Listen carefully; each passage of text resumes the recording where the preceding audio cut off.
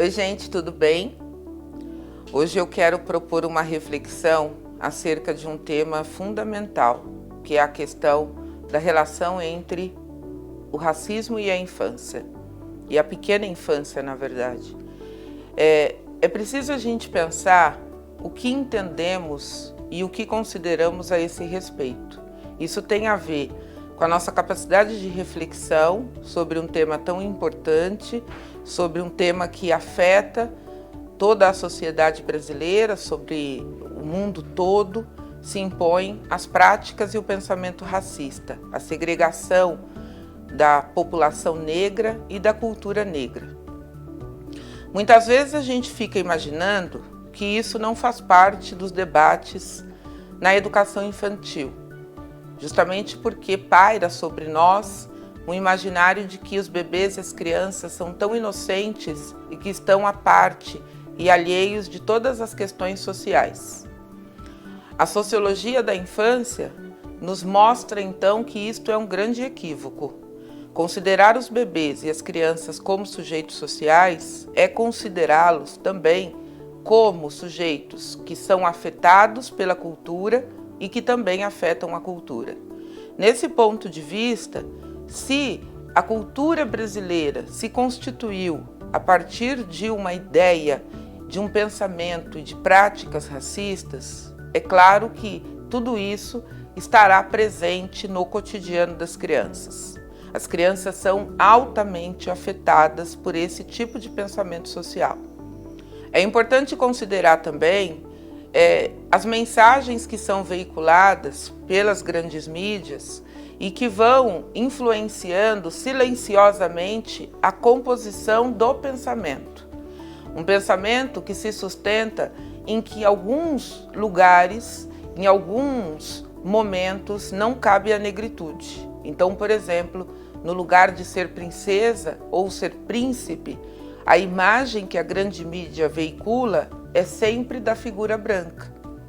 A imagem que o capitalismo veicula através das embalagens, dos outdoors, né, dos próprios brinquedos, é sempre a cultura europeia.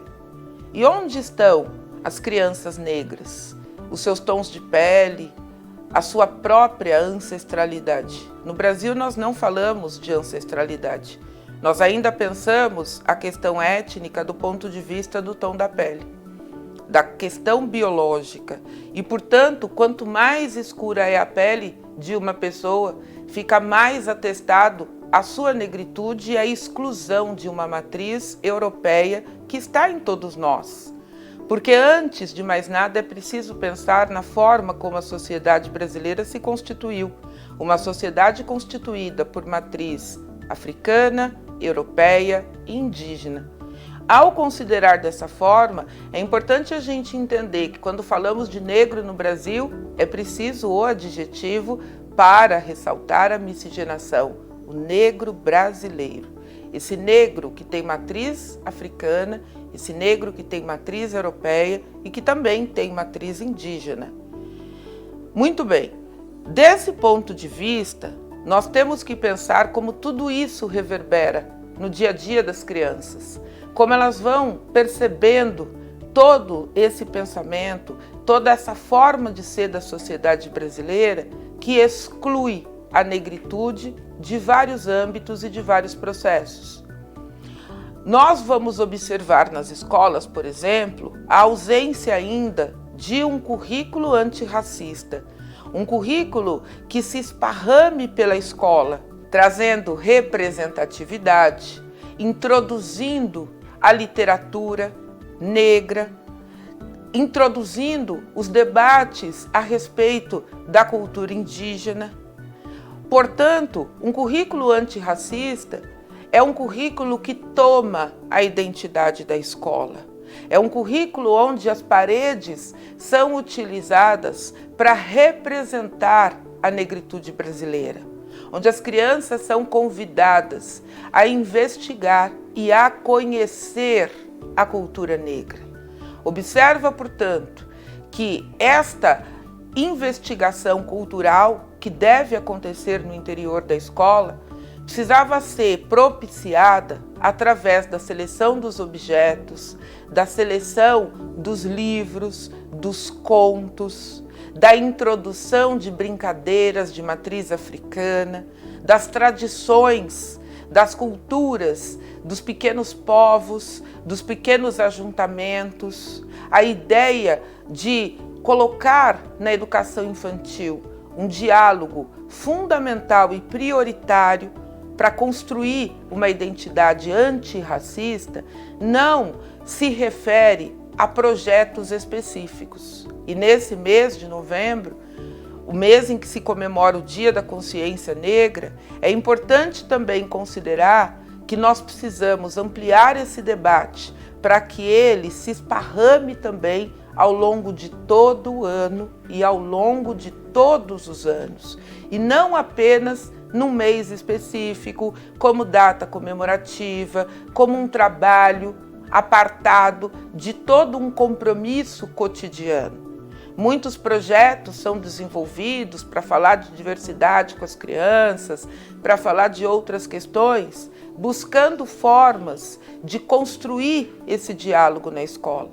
Mas de forma pontual, de forma episódica, isso não se concretiza como a assunção da construção de um currículo antirracista. As crianças precisam se sentir acolhidas em sua diversidade. As crianças precisam ser respeitadas e assim se sentirem respeitadas. Construir uma imagem positiva de si, olhando no espelho e vendo reluzir a sua negritude, que é aceita, reconhecida, valorizada e integrada. Uma escola para todos é a escola do negro, é a escola do branco, é a escola do indígena, é a escola do imigrante, é a escola do migrante. Veja bem, se nós pensarmos que a educação infantil nada tem a ver com as práticas racistas, nós estamos, portanto, desconsiderando as crianças como sujeitos. E nesse momento da prática educativa de 0 a 5 anos de idade, nós estamos incorporando cada vez mais em nosso discurso essa ideia das crianças como sujeitos. E falar de racismo e dialogar com as crianças a respeito e ajudá-las a construir esta imagem positiva e respeitosa é urgente nas escolas desde os berçários.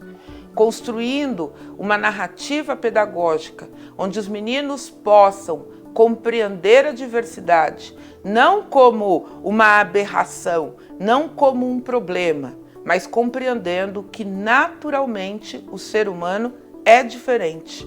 Portanto, a diferença que se constitui na variedade de tons de pele, na variedade cultural, não pode ser concebida mais, e desde a infância, como um problema, como uma exceção, e sim como uma característica humana.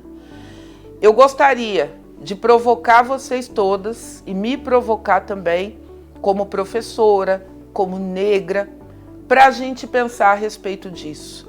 Para a gente pensar, por exemplo, nas escolhas que a gente tem feito com relação àquilo que estamos trabalhando no interior da escola.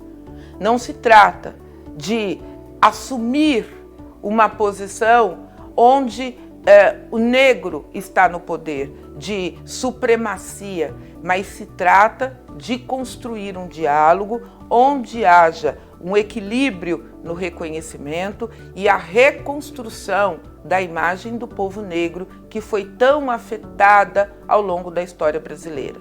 Nós precisamos contar para as crianças os contos africanos, nós precisamos nos comportar como os griots africanos, ou, deixando aqui uma pequena dica a vocês, vinda do Patativa do Assaré, no seu poema Mãe Preta. Talvez nós tenhamos que fazer exercícios de mães pretas às nossas crianças.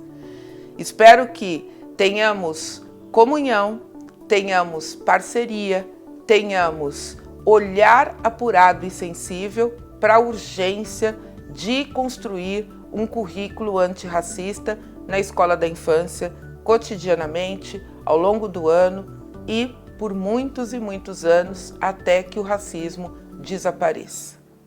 Um abraço.